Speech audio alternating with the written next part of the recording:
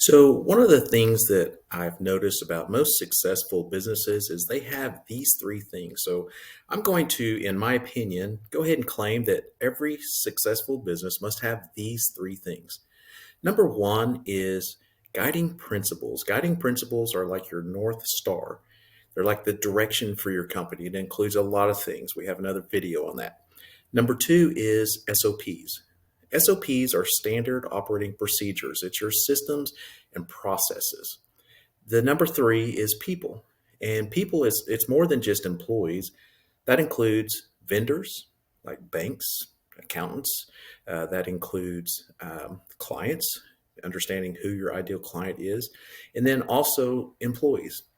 So as they say, kind of the right people in the right seat on the right bus. But today I want to talk about number two, because one of the things that I hear business owners consistently repeat is I can't find good help, or I can't get my employees to do what I want them to do, what I need them to do in the business. So the first thing I ask if a business owner tells me that is, let me look at your SOPs. And I would say two-thirds of the business owners that I ask that question to honestly do not know what SOPs are. So I explained to them it's your systems and processes, like things that you do on the daily, like how do people know what to do? And they usually reply with, well, somebody told them. Well, if three different people told them how to do something, those steps are not going to be the same for each person, or the way that the person describes it to the employee. So if you're having a problem, if you want to know how to get employees to do what you want in your business, SOPs are critical. Those are things that a lot of people ask, like, where do I even start? And so for most brick and mortar businesses, we open for the day and we close for the day, and we do that every operating day. So I say start with how you open the business. Step one is, if you have doors on different sides of the building, which door do you enter? So enter on the northwest corner side door. Is there an alarm? So step two could be turn off alarm.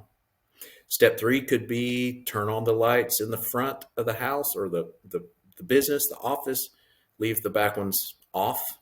You don't have to say that. You just tell them which ones. I have a business owner that, because of the way their building faces in the morning, they only open certain blinds because it gets too warm in the morning, especially in the summer. So their processes are they tell people which blinds to open and which ones to leave closed.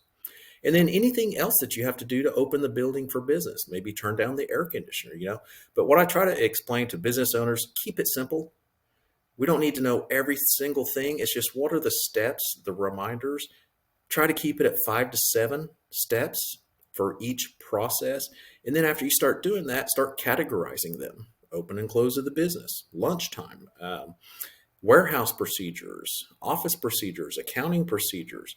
A lot of times businesses do the same thing, like in accounting, for instance. That's a great example is, if you hire an accountant, they should know how to operate QuickBooks. So we don't need to explain QuickBooks to them. They understand the accounting process.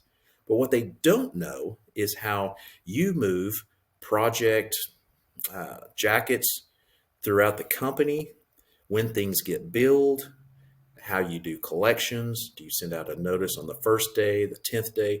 How do you process credit cards? So every company kind of has their own little thing. So those are just some quick, simple examples.